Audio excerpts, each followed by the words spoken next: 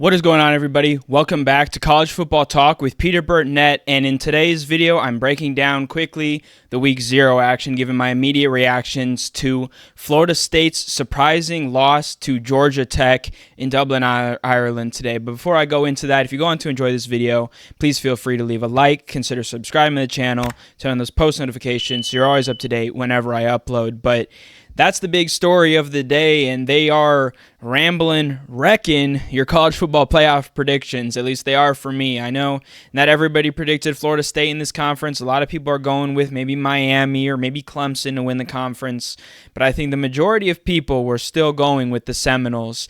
And I will say, I'm not terribly surprised that they struggled defensively at times. I'm a little bit surprised by the poor quarterback play that they had, or at least I would say middle of the road.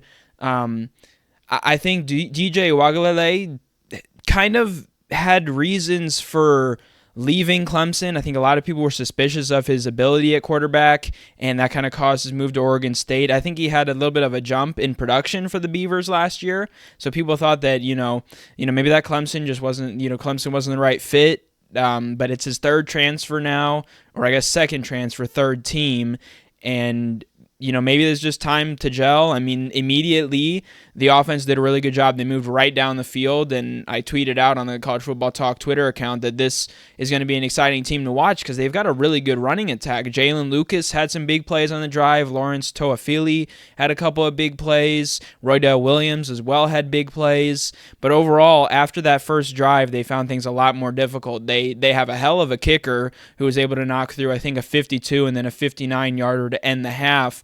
But Georgia Tech's offense did really well. Haynes King at quarterback, and then their running back, last name Haynes as well.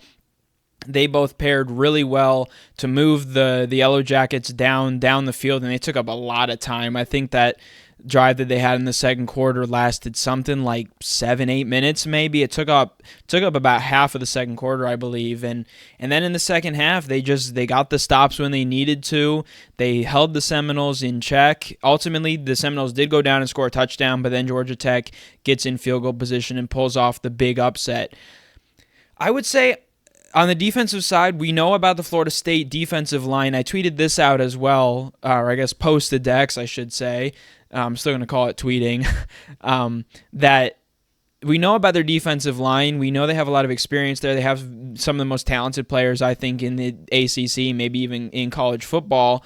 It's about the second and third level, linebackers in the secondary, how they do. But the defensive line struggled at times as well, and they were getting beat in that ground game. I think the Seminoles, though, this isn't reason to panic. I think Georgia Tech is a team on the upward trajectory, and I think the Seminoles just need some time to gel.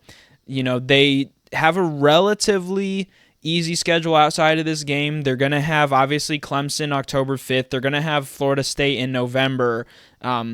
Teams like potentially a Florida could give them challenges this year, but overall, I think the Seminole season is still all right in front of them. And for Georgia Tech, they've beaten the team that many tabbed as the best in the ACC, so I think it's not outside the realm of possibility for the Yellow Jackets to compete for the ACC title, which, of course, in this new 12-team playoff would be an automatic bid.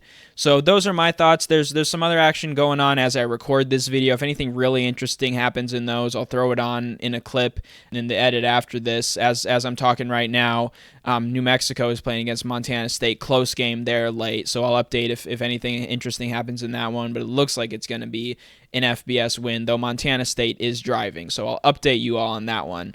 But that is all for this episode of College Football Talk with Peter Burtnett. I'm going to have a video later this week going over all the Week 1 action, at least all the big games, the ones that have high stakes. But that's all. Thank you so much for taking the time to watch College Football Talk. I'm your host, Peter Burtnett, signing out. Peace.